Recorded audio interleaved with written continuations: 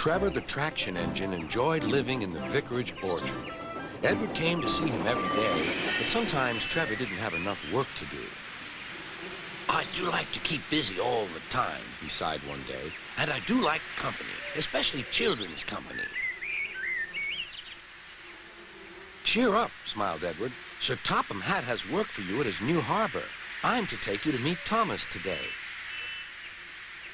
Oh, exclaimed Trevor happily. A harbor, the seaside, children, that will be lovely.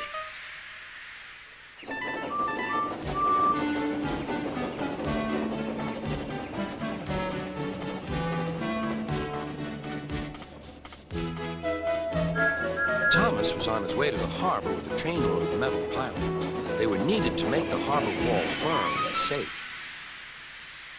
Hello, Thomas, said Edward. This is Trevor, a friend of mine. He's a traction engine. Thomas eyed the newcomer doubtfully. A what engine? A traction engine, Explained Trevor. I run on roads instead of rails. Can you take me to the harbor, please? Sir Topham Hatt has a job for me.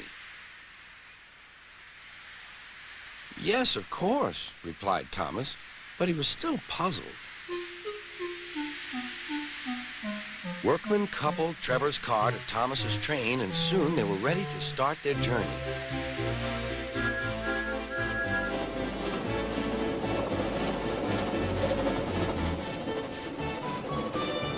I'm glad Sir Topham Hatt needs me, Called Trevor. I don't have enough to do sometimes, you know. Although I can work anywhere. In orchards, on farms, in scrapyards, even at harbors. But you don't run on rails, puffed Thomas.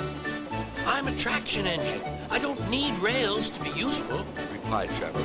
You wait and see.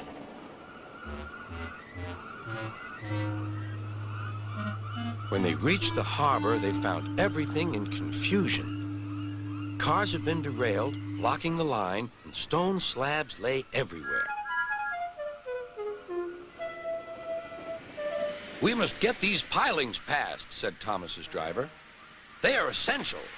Trevor, we need you to drag them round this mess. Just the sort of job I like, Replied Trevor. Now you'll see, Thomas. I'll soon show you what traction engines can do. Trevor was as good as his word. He dragged the pilings clear with chains and towed them into position. Who needs rails? He muttered cheerfully to himself.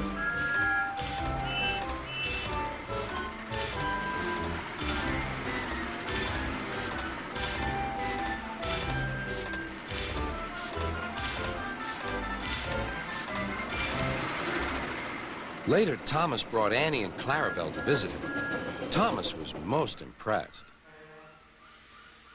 Now I understand how useful a traction engine can be. The coaches were full of children. Trevor gave them rides along the harbor. He liked this best of all.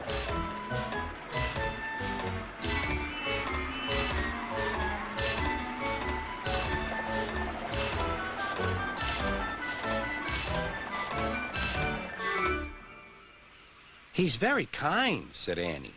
He reminds me of Thomas, added Clarabelle. Everyone was sorry when it was time for Trevor to go. Thomas pulled him to the junction. A small tear came into Trevor's eye. Thomas pretended not to see.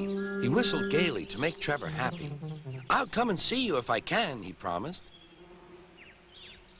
The vicar will look after you, and there's plenty of work for you now at the orchard, but we may need you again at the harbor someday. That would be wonderful, said Trevor.